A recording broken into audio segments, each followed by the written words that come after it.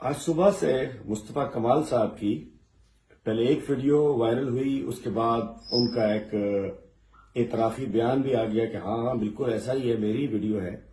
تو میں کہنا چاہتا ہوں کہ اسے کہتے ہیں مکافات عمل۔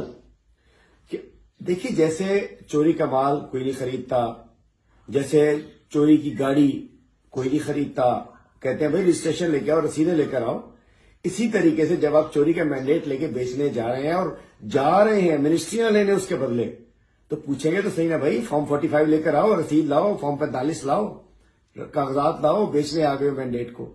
تو آج میں کہنا چاہتا ہوں کہ اسے کہتے ہیں مکافات عمل۔ گو کہ نون لیگ اور پیپلز پارٹی کا مینڈیٹ بھی چوری کا ہی ہے، لیکن آپ کا مینڈیٹ ڈاکے کا ہے۔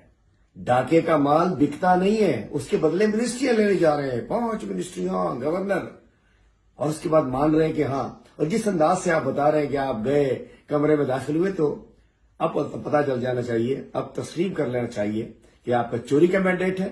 ایم کیو ایم کا ایک بھی سیٹ اس شہر میں نہیں ہے، کہیں تیسرے پہ ہے، کہیں چوتھے پہ ہے۔ ووٹ اگر شہر نے دیا ہے تو پی ٹی آئی کو دیا اور جماعت اسلامی کو دیا ہے۔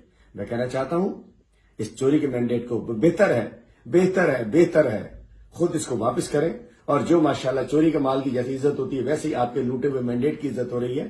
تو انشاءاللہ اس قوم نے پہلے آپ کو رد کر دیا، شہر کراچی نے آپ کو